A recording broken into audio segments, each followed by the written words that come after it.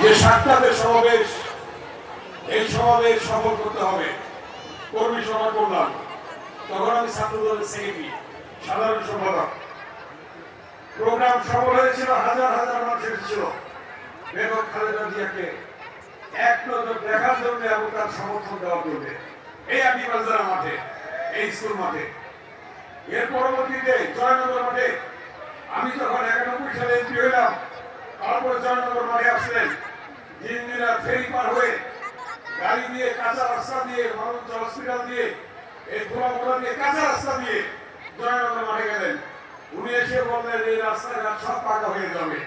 উনি যাওয়ার পরই 2-3 মাসের মধ্যে শুরু হয়ে গেছে পাকা রাস্তা। 92 সালে এই মাটির রাস্তা ছিল। তার পরবর্তীতে জানেন 1990 সালে যখন আমি 100 ভিপি হলাম, তখন বেগম খালেদা জিয়া বললেন আমাদের প্রাণপ্রিয় নেত্রী, তখন বিএনপি চেয়ারপারসন, বিরোধী দলের নেত্রীও না তখন 1990 সাল আসলেন, প্রিন্সিপালের রুমে বসলেন। আমার জিজ্ঞেস করেন গাড়িতে আসার সময়, আমার গাড়িতে বসেছিলাম যে জিঞ্জিরা স্পাইন কলেজ ভর্তি আসলেন। উনি বললেন 2 লাইনে পিছাব কেন, মমিন কোম্পানির গাড়ি চলে তখন। আমি বললাম ম্যাডাম এটাকে আমার পায়ে যাওয়ার রাস্তা, আমাকে অনেক মসজিদ ধরে পায়ে যাওয়ার রাস্তা। তখন বললেন উনি ওই মিটিংয়ে গিয়ে কেউ সাহস পায় না, ভয়ে ডরে কেউ আসে না।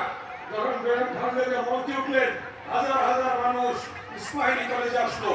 এসে বেগম খালেদা তখন বলে গেলেন আর আপনাদের কাছে আপনাদের এই ছেলে 100 ভিপি হয়েছে, আপনি দিয়ে গেলাম আপনাদের কাছে।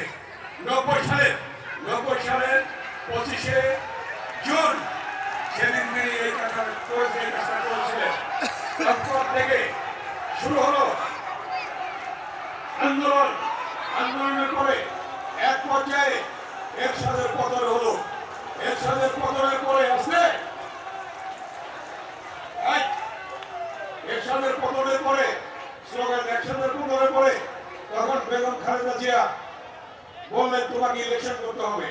আমি বললাম না ম্যাডাম, আমি ইলেকশন এখন করবো না, আরো 5 বছর পর। তখন মাত্র 6 মাস হয়েছে আমি বিপি হয়েছি, মাত্র 7 মাস হয়েছে ছাত্র দলের কনভেনার হয়েছি সেক্রেটারি থেকে।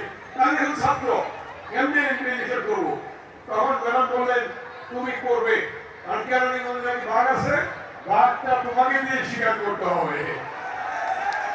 এই কথাটা বেগম খালেদা জিয়া সবার সঙ্গে বললেন, স্ট্যান্ডিং কমিটির সঙ্গে। তারপরে